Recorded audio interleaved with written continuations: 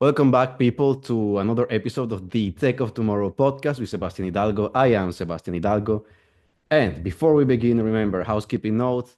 Like the show if you're on YouTube, if you're on Spotify, Apple, Amazon, please follow, leave a comment, engage a little bit so I can keep bringing cool guests onto the show like our guest today. Our guest today is Jonathan Teubner. He is the founder and CEO of a company called FilterLabs, a company that allows organizations to access data from hard to reach places online. Jonathan, thanks for taking the time and for being on the show. Well, thanks, Sebastian, for having me on. It's a great pleasure to be able to talk to you. Happy to have you here too. Listen, why don't you give the people a little bit of context about FilterLabs? Yeah, thanks. So, FilterLabs founded about 2 years ago in 22. And the whole premise early on was we thought there was a lot of data out there that was highly dispersed and was hard to access for organizations, that they became overly reliant on a lot of APIs provided by platforms or news aggregators, and that what organizations really needed, at least the organizations I had been close to, were much more like geolocated organizations that were more reflective of what was going on the community level. And so what we just were doing initially was simply, going out, pulling all this in, and then putting this into, structured data feeds. We slowly started to integrate a lot of signals processing on top of it, some, standard NLP signals, and now we do this globally. The places that we're probably best known for is getting hyperlocal data out of places like Russia, China, Iran, throughout the Middle East, and now Africa. Some places that aren't as easy to access that type of data. And part of that has to do with certain limitations when you became overly reliant on social media or the major social media platforms. How do you access that data? Because I bet because of local governments like in Russia and the limitations they have, how do you access data from those, let's call them hotspots on the planet? Yeah, so there's a number of strategies that we have to go get the data. And I think for anyone who's like really trying to go out, get novel data, there's never going to be just one strategy. There are some APIs available, there's scraping that's possible.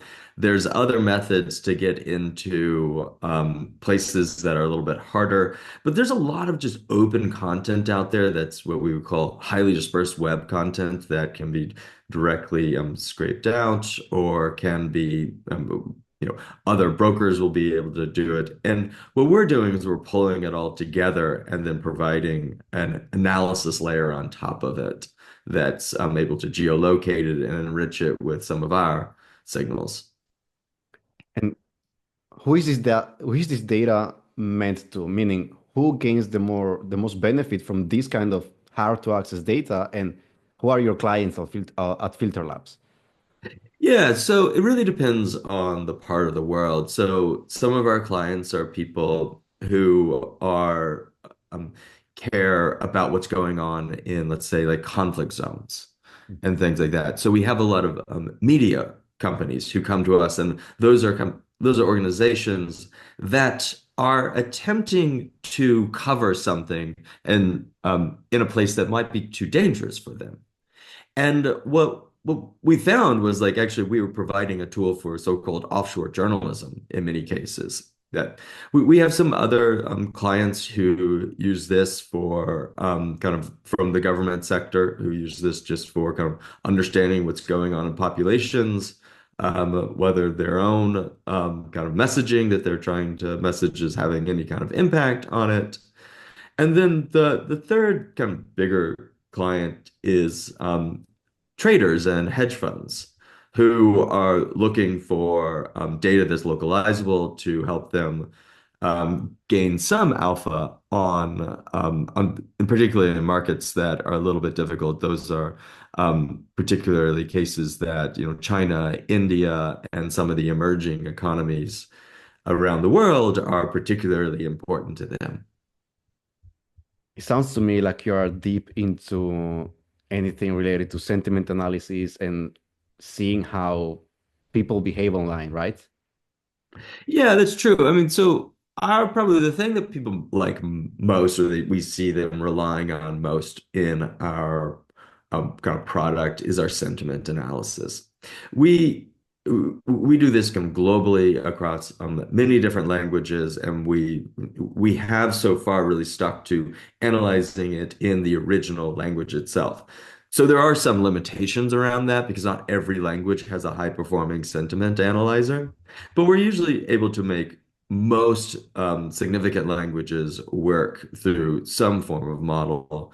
Um, and that's you know, for many people, that's kind of what they're looking for is that, and those are pretty standard signals that have been around for a while. We also provide a lot of what we call behavioral data, and those are more statistical indicators that are also kind of co-located or geolocated with the discursive data that we're developing sentiment analysis on top of. And that in many cases helps people see a little bit broader picture about what's going on in a location there. And some of these kind of economics, social statistics, consumption data are sometimes kind of quite tricky to get to. And obviously, not every data is going to be equally available around the world. Something we talked about in our call before this podcast was um, the challenge and the challenge of understanding what populations care about. How do you go about doing that? Yeah, so that's become I think, an increasingly difficult problem over the last, let's say, like 4 years, because there was a method that emerged, let's just say roughly around 2010 when it became really impossible till about 2020. And that was relying on major social media platforms to reflect what populations were, excuse me, what populations were thinking or feeling on a range of issues there.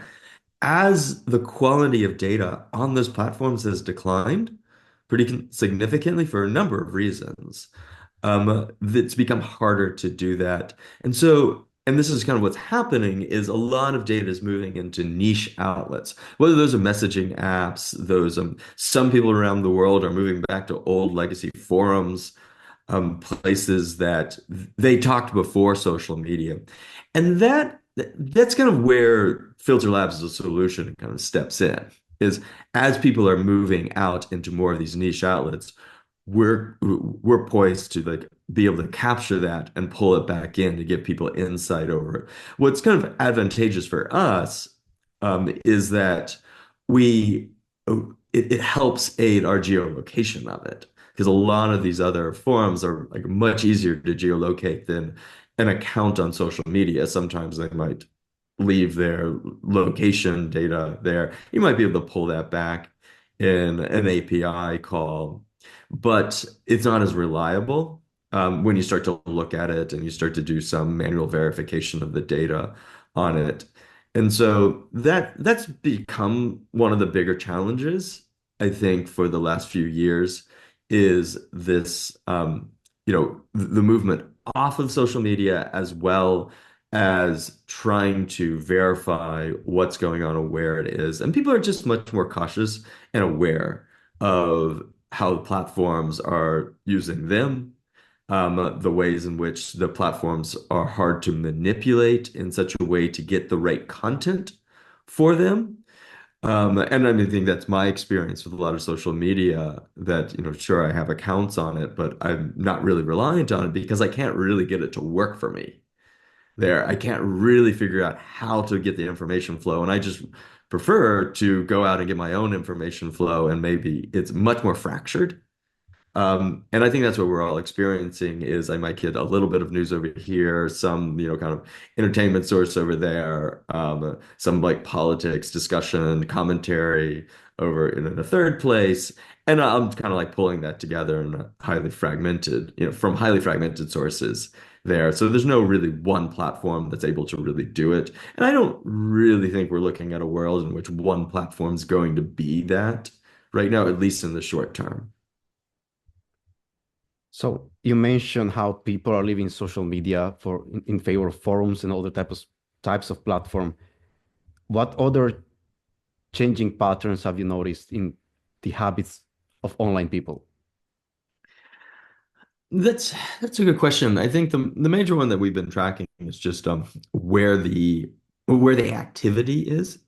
I think you also see a as they go into some of these niche outlets, they're much more willing to discuss controversial topics. And so sometimes the discussion is a little bit edgier or racier, so to speak, in these. That's particularly true of people who've like moved into places like Discord or on Telegram channels. They feel this like, rightly or wrongly, they often sense that there's more liberality. They might be around. They're talking to people who think and feel about things very similar to them. And so that's become one of the issues that we are seeing emerging is that as you do move out of these platforms, there is kind of a way in which I wouldn't want to say this too strongly, but there's kind of a radicalization of the discourse when it goes into these niche outlets because it's not more open and free into the public. I know the last, several years, we spent a lot of time talking about how these platforms have led to a little bit more harder edge discussions on it. But the what we're seeing kind of the reaction to it is probably that, increasing the polemics, as opposed to a real solution to it. And so I mean, this is a trend that we talk about here in the United States a lot about people moving into their echo chambers, their news bubbles, and that's increasing. And what happens in that case is the discourse is, particularly what we're tracking on some things.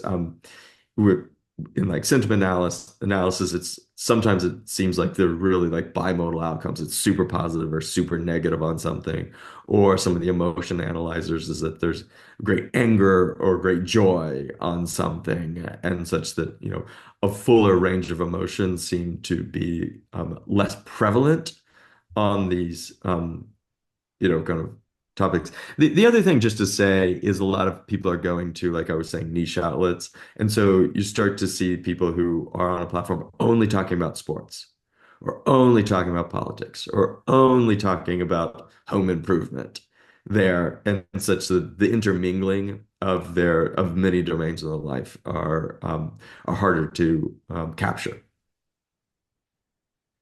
Which platform, which forms of media would you say are becoming obsolete? From old media to social media, what's the shift you're witnessing here? I'd say that like the forms that are becoming, and this is somewhat controversial, and I know not everyone will agree with me on this, but what we're seeing is that those that really kind of we thought 10 years ago were new media, and a lot of those would be like digital only news services that are ad driven, or the or social media itself, particularly when they kind of do news feeds on them. Those are becoming less relied upon. And when and so one form of media that's actually becoming much more important right now is local media on it, particularly here in the United States. It still has a high trust factor there. There's a real issue about how the business model works, but that people are moving back and trying to get local media sources. And then there's this new phenomenon that I think everyone's talking about. Podcasts, like we're doing right now, are are super important. And that's one thing that we saw coming out of the 2024 election, that President-elect Trump was able to leverage podcasts in a way. And I don't know if it was a mistake for Harris not to go on Joe Rogan's podcast, but it's probably going to be narrated that way. And and then you also just have kind of, I guess the emblematic, we're kind of returning to newsletters as a thing, personal newsletters. Substack as a platform has really made that accelerate. I mean, I I love it. You know, I subscribe to Friends and all these things. I can barely consume all of the Substacks I subscribe to, but they're all there, and that's increasingly becoming important there. So in a lot of ways that you kind of saw certain habits that became possible on, kind of social media or so-called Web 2.0. This was kind of the heyday of Facebook and Twitter when it had its most like rapid and explosive growth of people kind of being able to less so on Twitter, I guess. But they develop their own thoughts and have people who follow and pay attention to their posts and engage with that. You're seeing that go into more niche outlets out there as well. And that's those same behaviors are then returning back to platforms, turning to messenger apps. And so what you see is a lot of behaviors that were formed on social media are now being taken into other outlets. And whether or not these social media giants like Meta and now X are able to really take advantage of that, I don't know. I'm skeptical that they're going to be able to mature with the changing information environment. So many things to touch upon. I will start with a question. What does this mean for advertisers? Meaning, if people start relying more on local newsletters, if people move around more podcasts to consume news and to get their opinions from, if people are distributed along all these platforms like Substack, what does that mean for advertisers that were used to maybe being only on Meta, or they were used to being only on Twitter? How do you see that? Yeah, so I think it's a really good question. It's an important one, particularly because it was like it really sat at the core of the business model as well for the platforms there. But for the advertisers who are trying to reach their buyers or new buyers there, it's really difficult here. Um, but I do know from people I've talked to, we've done some stuff helping people, kind of target things in a more geolocated fashion to try to get outside of things, is that there's already this real dissatisfaction with the way that what they were getting from platforms, particularly like Facebook advertising. It worked for some people during a period of time, but it's harder and harder, and it becomes more and more expensive as they're doing it. So to some extent, it's not like this problem has been kind of bubbling up on their end as well on it. I think what we're seeing, particularly with advertisers, is as people are going into these new niche outlets, there's greater possibilities of some more sensitive psychometrics being developed around consumers. It's just the delivery mechanism to get it to them. They'll be able to know more about their buyers, but how do they reach them? And they might even be able to develop more advanced analytics on who's the next buyer, who's my future buyer, not who's my current buyer on it. And that'll be, you know, some of this will be trying to get in with some of these creators themselves. And I don't follow it very closely, but what little I've read around it is that having some of these influencer-led marketing strategies haven't always paid off. I imagine someone's going to have to rethink that and probably be better at picking who is an actual influencer for you. And I think they're probably going to look different going forward. It's probably going to look less like sheer numbers of followers, and more people who like have high trust factors in who they're kind of following and paying attention to, that you're probably going to have to look at many more different types of creatives out there who have real stickiness with their listeners, and have an actual real discussion with them, and then having advertisements within that context. And that said, I think the creators who are kind of generating their revenue or partly through that way are going to have to probably learn to be much more transparent, as many people in the podcast that I'm sure we all listen to, that they own up like we're supported by these people. And sometimes you really do believe they've used that product, and sometimes you don't. And I think products are going to have to be aware of how we listen to these things. And those are some things that we care a lot about, not particularly in the advertising, is that like do do certain creatives in context create really tight bonds with their listeners? And that's an overlooked aspect of engagement and in the digital media sphere. I love what you're saying here because you touched on the topic of psychometrics. And in the work I do, understanding the audience is probably 90% of it, let's say 80.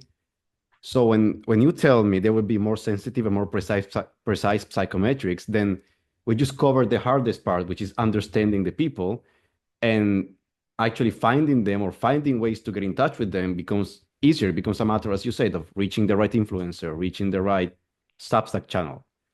So I really like that. I think let's call them old school marketers that rely only on other types of metrics will phase out if they don't adapt to the necessity of, okay, this is now a game of precision and of really high personalization, of targeting this specific person with this specific psychological makeup. What do you Yeah. Yeah, so I think a lot of like the old school approaches are, I think they're, insofar that I fully understand them, are are fairly broken at the moment on that. And it it a lot of it has to do with how you develop the archetypes that you're going to be building and how many archetypes you're really going to allow for it. There, obviously, kind of modern, kind of contemporary techniques have many, many thousands of archetypes out there to such an extent that it's really kind of then it's hard to match your content in that way. And there's probably going to be some exploration of auto-generated content to match a very precise archetype there. That's been a little bit from what I've seen from our side of some engagement has been there's like how they design the message is still like in for bulk consumption, even though they know that they're trying to pick out what are the people who are going to react favorably in response to this message there. I mean, one, but one thing that we have seen, particularly in some contexts where we're helping people like do messaging campaigns, are attaching it less to them as individuals and more to their context there, and more to the world around them and helping like and getting a message that makes sense of that better than other messages is something that's really important. And that's something like with current techniques of having to deliver, let's say, a single message to a group of people, if it's not really just trying to go after the individual, but you're trying to go after the individual's context, you can kind of do something around those. That's still possible with some of them, but the delivery mechanism, that's I think that's going to become less efficient in the short term before it becomes more efficient. Gary Vaynerchuk has been a great proponent in his latest book of something like this, something very similar, which is he says that now the strategy is the individual piece of content. So we are entering this era of social media that was TikTokified, whereby it doesn't matter almost anymore how many followers you have. The algorithms will just distribute your content to the right people based on the context of those people, as long as creators are able to create content that's relevant to that specific demographic. So his approach right now, he claims, is based on very precise segmentations. So they're speaking to one avatar at one moment in time in a specific life situation, instead of having a generic overarching avatar of with a 10-year time span of age. So I think I see many things aligning here with what I've been reading recently about how marketing is evolving. Yeah. I mean that strikes me as the right way to go about it. And that's obviously enabled by a platform there. And to what extent is the platform going to um, allow the marketers or the advertisers to really gain an efficient kind of edge there over a long period of time. That does seem to bleed away in that there's not always full alignment between advertisers and platforms there. And so I think the question going forward is how might that be done when you don't have the platform to go and do that? I think early on, people saw that Facebook's algorithm of placing ads was working, and it became less and less efficient of getting the ads in front of the right people over time. And that was certainly the experience of people trying to advertise, to do direct to consumer forms of advertising through the platform. Will that continue? Will that evolution repeat itself in TikTok? I think there's probably some good reasons to think it will. And that has something to do with the non-alignment of the platforms and the advertisers.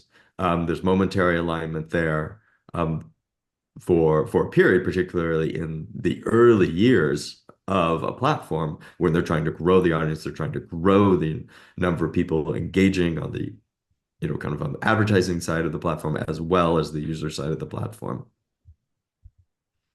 Let's switch gears a minute here because we mentioned the US election. I don't want to let that topic go right now because I've noticed how there were many predictions and many of them made with AI.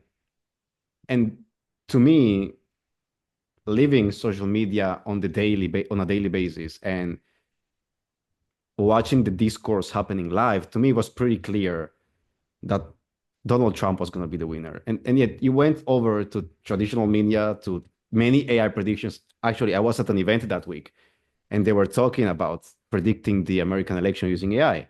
Their prediction, it wasn't very clear, but between the lines, you could read they were predicting Harris would win.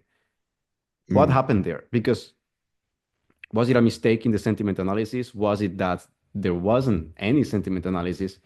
Because I do think that if you look at the landscape of what people were talking about and dealing with, the favorite to win should have been Trump. And to which extent Yeah, this affect maybe the Harris campaign?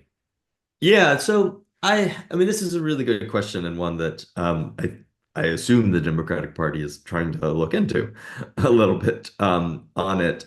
That I mean one thing that we did and NBC News did a special report on it on the morning of the election. We looked at what people were saying in Russia, China, and Iran about the elections. They're using kind of our sentiment analysis and it was like it's clear that Russia favored Trump. They saw that as the most favorable outcome for him for good reason. Iran favored Harris because they saw that as more advantageous for him for obvious reasons. They I think quite correctly indicated or picked up that Trump is going to be more favorable to Israel, and their enemy there. And then China was just trying to figure out like who's going to win the election, and they were all pretty clear that they thought Trump was going to win. Like what they were reading this, and sometimes this is very important, is sometimes other people see our politics better than we see them ourselves. And so that's actually a really important kind of insight that's a little bit controversial, obviously in America, because I think the American um, election watchers want to think that they have a better insight on their own, elections than those outside who don't have like all the nuance and the contextual knowledge. But there's pretty significant bias that gets baked into not only just like what you test, but how you test, how you interpret it, and those. And I think that's a part of what's going on. The use of sentiment analysis in campaigns is not it's not huge at the moment. So that has to do with there's a certain kind of traditionalism within pollsters there. They rely on this technique, and the technique has served them well. There's pretty entrenched interest around it, on it. We've we've done some election work in the US. Early on, it struggled. It was hard. I mean, we were doing it now this last time we did it, and it was clear that, like, for example, in this might be a little bit niche for your listeners there, but in a blue state like Virginia, it was clear that these counties that Harris was going to need to win by a large margin weren't coming in. There was like lower sentiment towards her. And so that was a clear indication that something was wrong. She ends up winning Virginia, but she wins it by a much smaller margin than, and just as like we were picking up the sentiment analysis as being, you know, being like much weaker than it really should have been for a winning campaign there. And that's kind of what we saw across the board, and whether that was in Wisconsin, another state that we've looked closely at. And this is and I think to some extent, political campaigns, pollsters, and these people are going to actually have to use some of these new techniques going forward. This like several elections down a row when they've kind of underscored the Trump vote. And like they didn't weight it enough, I think is what they did. They probably didn't get access to the right voters. They're doing this several elections in a row. They've got to more or less come to terms with there's going to be more experimentation and not just more. Let's just change our weighting schemes, which has kind of been so they've been since, let's say, 2016, definitely. There've been a lot of tinkering with old methods, and they really haven't introduced new methods on it. And there are there's not just FilterLabs out there that has this capability. There are other companies out there as well, and some are doing it. The trick is that a lot of the other companies out there have also they really rely on the major Western social media platforms for it, and those are becoming less and less reflective of local populations there. And so you're going to have to pair sentiment analysis with a data strategy like we have on it going forward for it. And so this AI predicting, I guess I need to know more about it, what they were using on it. But the actual kind of pollsters that everyone listens to that like forms elite opinion in America aren't using those techniques. Yes, also there's the fact, me being a bachelor in international relations, there's the fact that polls are also used as a tool to shape opinion. So they don't have to reflect the real reality. They have to reflect sometimes the reality you want it to result in. But that said, I don't you find it interesting how for two times, not two times straight, but for two times, Trump basically played the opposing party on experimenting with new stuff? Because back in 2016, he was taking social media by storm. And I believe that's a big part of what won him the election. And now we see him in 2024, he's back and he has this podcast strategy. And interestingly enough, the podcast, actually, the news outlet that had the most coverage during election night was the Patrick Bet David podcast, beating all Hmm. the other outlets. And that's a podcast Trump spoke at. Isn't it Yeah. interesting how the Democratic Party hasn't seen that coming? Just the other Yeah. side leveraging I technology. mean, it's even more intriguing that the Democratic Party has a I mean, um, pretty tight relationships with a lot of people in technology. A lot of such that those relationships are generally strong, and have been formed over, now, a couple decades there that you would think that they would. And there was some efforts within the democratic circles to incubate new technologies and new approaches and that, but it didn't make it. But all these efforts are really fringe still to the party itself, to the place where actual decisions get made. And there's a huge risk aversion in the Democratic Party in general. Whereas that there's Trump, for better or worse, has a really high risk threshold. And to kind of really gain an edge, you kind of have to take risks right now. And he was able to go on these podcasts, and he probably had no idea in many cases what they were going to talk about. And he was able to roll with that.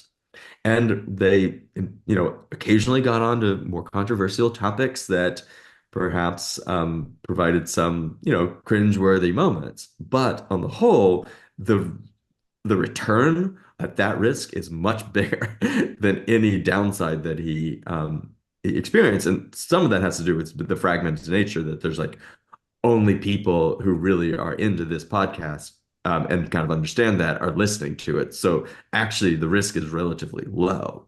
If but the so for the Democratic Party to actually change, it would have to get it. They would have to like have a higher risk threshold of engaging in media. They would also probably have to just like completely rethink the circles of people who control this around them. And I mean, I'm not I'm not overly optimistic that the Democratic Party is going to change between now and 2028.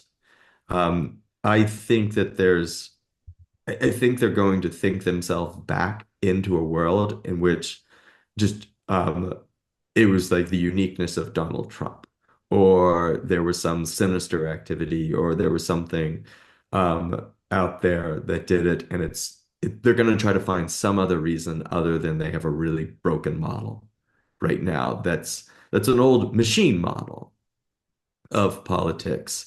I think there's this one really wonderful commentator on the American scene, Michael Lind, who has has kind of talked about the return of machine politics. And the Democratic politics is particularly a machine politics, but it's not at the state level, it's at the national level. And to add the problems here is it's a national machine politics that doesn't have a leader at the moment. Biden wasn't an effective leader of it. And once Obama left the scene, it really had no leader going forward. And so what it has is all these really entrenched interests and that have no incentive to change. And until they really rethink that, or they have someone come along in the Democratic Party, like the Republican Party had of Donald Trump, that just blew it all up. The Republicans had something similar to that, a set of think tanks and nonprofits and these other things that kind of gave the conventional wisdom at any point in time. And then Donald Trump blew it all up. And the Democratic Party, and it might not look great, but if they're going to actually survive into it as a majority party in the future, they're probably going to need someone to come and really disrupt that party and really displace a lot of the entrenched interests in it. I'm not saying anything new here or different from others, but that I think it's more of a social political issue than like a technology issue for the Democratic Party. I agree. I also believe like you that they will label these two Trump wins as it's Trump. But I would kind of dare to predict even now that if that's the case and they don't restructure their approach, they will also lose in 2028. Because, I mean, think about it. The willingness to take risks paid off in such a massive fashion for Trump because the famous podcast strategy now that turned out to be successful was suggested by his son, a 19-year-old kid, whom Yeah. he could have decided not to listen to because he was a kid. But he took the risk. He said, okay, this guy, he's my son, but he's smart and he might know something that I don't know because he's probably 60 years younger. So, Yeah.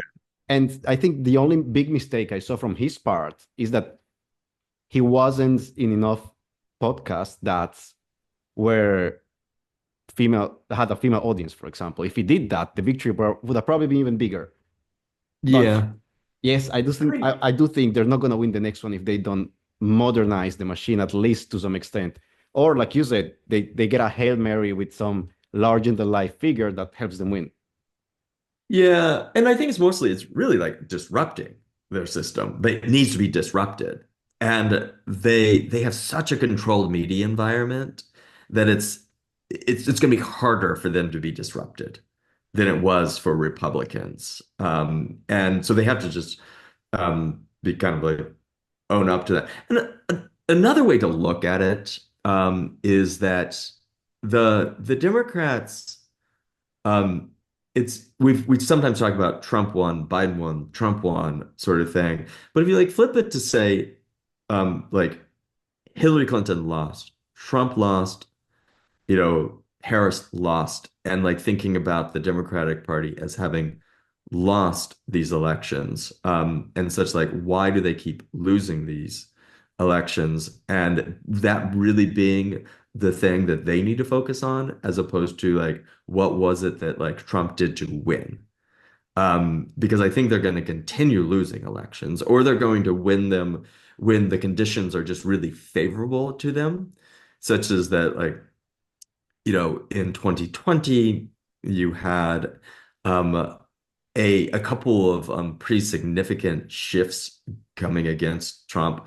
There's a lot of Trump fatigue in general.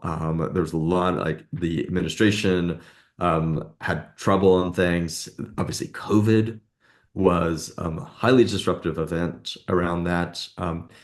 And the Democratic Party like ends up winning it almost by default, not as like a sure like it wasn't Biden claimed some kind of mandate as all seem to do at this point. If you just barely win, you then call it a mandate and then you try to act like it is one, and that's and it really wasn't there. It was like just a lot of like unfavorable conditions against Trump is what makes people just like default to Biden on it. And I think that's kind of, and then he gets in office, momentarily he's above water in his favorability rating, but quickly goes down. Um, we might just be in a persistent time now, much like French politics, as the leader is always going to have net negatives out there. We might just be in that context at this point. So we might not ever really see a president, at least in this era of American politics, that will have net positives across the whole population. That makes sense to me. Listen, we've been discussing, touching upon media and how it's changing. With everything we talked about, how do you see the media landscape developing, evolving, and ultimately existing in 5 years? In 5 years, will we still have relevant outlets like CNN? Will it all have shifted to podcasters? How do you feel this will move? I think what we'll probably see is, there's going to be some media outlets that will increasingly have to ramp down their operations. Will they disappear? Will like CNN disappear? Highly unlikely. There. Will it, it's already less influential than it was in the 90s. If you just compare it between those two, it's like it's really, it's kind of astounding. And its decline is about as aggressive as the like NBC, ABC, and CBS as well on that. The the ways in which I think some of these organizations will survive will be trying to adopt some of the strategies there. Um, and and I do, and this is a little bit speculative here. I do wonder whether there's going to be some experimentation around taking their personalities and allowing their personalities to be and their own personal brands more than they are now. And such that they're going to think about like almost like Spotify goes out and tries to find big podcasters and put them in Spotify, but they're not really known as Spotify. They're known as whatever it is, like their own podcast. I wonder if some of these, a, a CNN or someone is going to eventually allow their people to disaggregate from their actual brand as a financial strategy going forward. And then it, becomes that like you can then come onto them and have an immediate million plus audience And then you have the ability to grow that there and seeing some of that. The, I think in any case, what we're probably looking at is the profitability of these media companies are going to be slim on it. I think that's also why right now in investment communities, particularly those who are looking for high returns on things, are not investing in media. And such that how do they adjust to lower lower margins going forward? And what are the strategies that they're going to do? Do they disappear? No. Are they going to have to shift and kind of try to adopt some of the more successful strategies? Yeah, I think so. But that said, I think there's going to be a limit to like podcasts itself. That there's probably a saturation point on it as well. It sometimes feels like we already are at a saturation point about like how many podcasts we have and can we all really listen to them all. I was complaining about my Substack, all my friends who I subscribe to their Substacks. I can't read them all. And such that there's going to be that limit to it, and such that these markets are going to be capped a little bit more. I do think that there's probably more opportunities in trying to reach into new media markets altogether, outside of the West on it. Agree. I do think we're entering an era where the personal brand, to put it that way, even though the word is a little bit abused right now, of journalists will play a bigger role. If you think about what happened with Tucker Carlson, I mean, he got fired. They hoped that firing him would just kill his career. He just took it, moved it to a new platform, and skyrocketed way more than he would have dreamed before. I think that's an example of what you hinted at that would happen if they just allowed personalities to grow inside the company, and they just share audiences. Yeah, and if they could somehow kind of, say like their views don't represent us, to some extent, to like just allow a little bit more freedom, there might be something there. Um, I think a lot of this had to do with advertisers not wanting to advertise on, kind of on networks that hosted people that had high negatives among their target a buyer on it, which seems like, you can't see it. Obviously, a brand's going to want to protect themselves in that respect.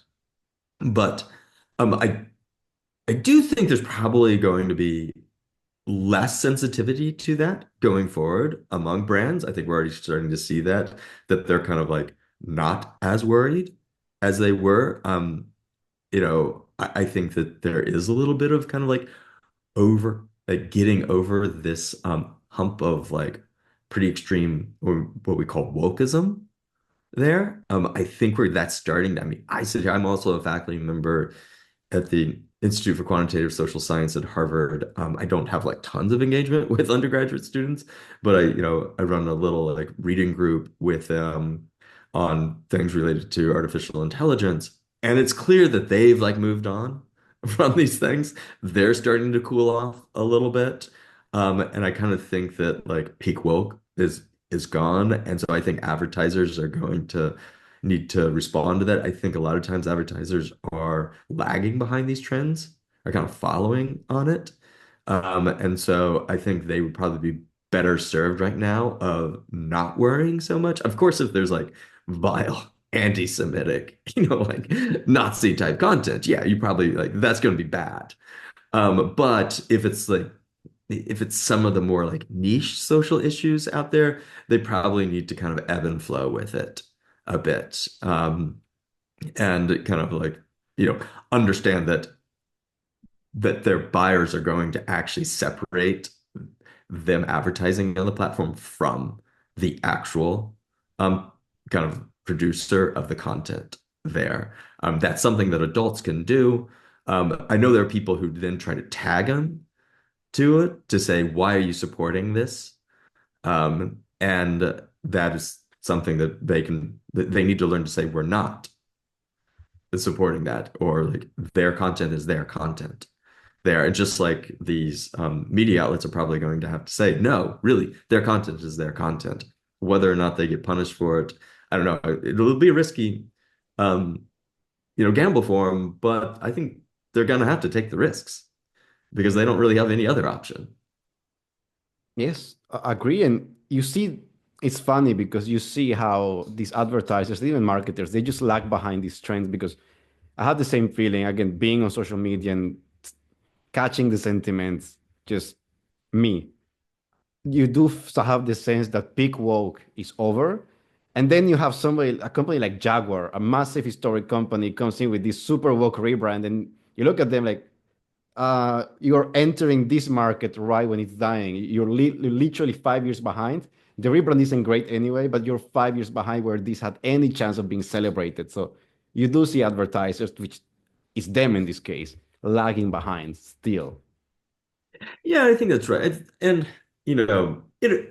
there's been some like obvious like major fails in this in this, and it wasn't just like recent years around it. Whether it was like a kind of a decision, a bad decision about what to put on your beer can, or and things like that, where it's like there sometimes sometimes we don't get the customer that we want, and we have a hard time understanding that, and understanding that view. And so I do feel like with some of these like major consumer brands who are like, they're selling products to non-elites, but they themselves are very elite. And that gap is huge right now in American culture. And yeah, I'd say that, yeah, I would have to implicate myself to some extent in it too, despite having grown up in like Oklahoma as non-elite a context as you can get in America. I've kind of live in a world where it's hard for me to understand them, and that's perhaps maybe one reason why I've never done a consumer product. But It's interesting, right? Because that's where we go back to psychometrics. And is this if these brands knew better their audiences, we would see way less of these things happening. yeah, I think that's right. And if they're going to have to draw on that, and get to know their consumers better again. Agree. Listen, we are almost at the end of our time, I think. So I'm going to have ask you a last question. If you've noticed, we have seen I have noticed that people are moving from Twitter to Blue Sky. Have you noticed Yeah. that trend too? And what do you think is happening? Because Blue Sky is no new platform. It's been there for a few years. It's been pretty much dead. Now it's getting this resurgence. Again, if you log into it, it's just Twitter from Jack Dorsey by Jack Dorsey. So what do you think about that? Yeah, so it's interesting. I think statistic I heard last week was 1 million, new accounts a day, which is pretty fantastic growth on it. I think there was the election effect, and particularly people leaving X for Blue Sky. I bet when it gets looked into, that'll be a lot of it. Do they shut down their X account? I bet they don't. And I think this is actually what is kind of occurring is that like there's no one platform for everything anymore. That you don't go and like this is where you're gonna like have all your discussions. This is so-called where it's at on it. That doesn't exist. So I think that Blue Sky has sufficiently found its network effect. And it's like here, it's now going to be it. Will it take over and become the dominant social media platform? I don't think so. Also, I think it's a little bit kind of complicated in a way. Um, and they're, you know, they might be looking at a scenario that is kind of actually very interesting, is if they just decide to take like lower profit margins on it, but have a place that is more conducive to the user side and more kind of more tailored to the user's experience over the ability to deliver ads to a user, could be a good thing. And I created an account, and I'm very interested in how it's going to work. I'm probably more interested as it more from the vantage point of just trying to figure it out than like really getting on and wanting to find conversation on it. But that'll be interesting.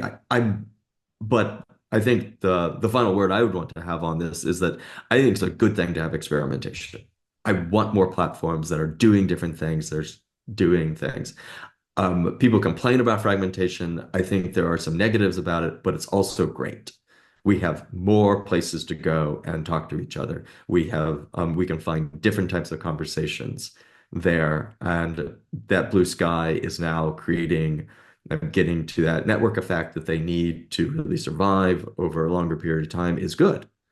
I think it's bad when like you have this like one single platform that dominates things. I mean, of course, it's good for Mark Zuckerberg and people who own the stock there, but it's bad for the rest of us, not because of the quality of the content, but because we just are narrowing our range of how we're interacting with each other. I like that. And also because, monopolies are never good. Things can go south based on the bias of whoever is running the company one way or the other. So I do agree that more diversification is way better.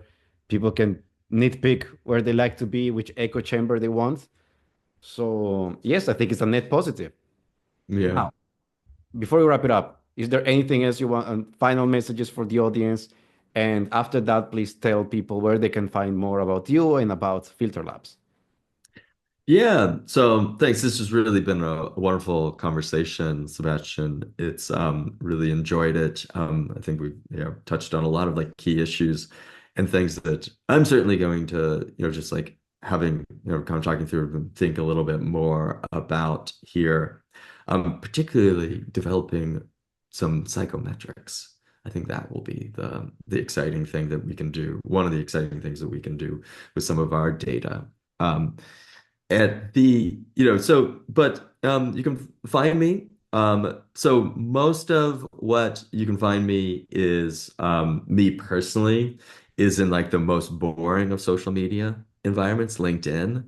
And as I said, I also have a Blue Sky account. um but you can find stuff about Filter Labs, follow our stuff. You can find us obviously filterlabs.ai is our website. We have, if you're into like geopolitics and stuff, we have a newsletter. Subscribe to that on it, and do a podcast also with people who are kind of key kind of decision makers and people with insights into geopolitics. That's kind of my jam on it, and that's so a lot of the stuff that you can see around us, kind of. So if you're interested in those topics, come and check us out. That's amazing. I'm also active on LinkedIn, by the way, boring platform, but very effective. If you are going to start developing psychometrics, please count on me for support because that's my favorite topic in the universe, probably. And people, this was the Tech of Tomorrow podcast with Jonathan Teubner, the CEO and founder of Filter Labs AI. Follow him, reach out to him on LinkedIn if you want to know anything. If you know somebody that might want to be on his podcast, please also do contact him. Uh, Check out the Filter Labs website, I guess, and I'm sure you're going to learn something new. And yes, that's it from my side. Thank you for listening to this episode. Jonathan, thank you for being here. It was a Thanks. great pleasure to talk to you. Yeah, it's fun. Thanks, Sebastian. My pleasure. And people, like the show, subscribe, follow, usual things. Please support the show so I can keep bringing on cool guests like the one we had on today. See you in the next episode.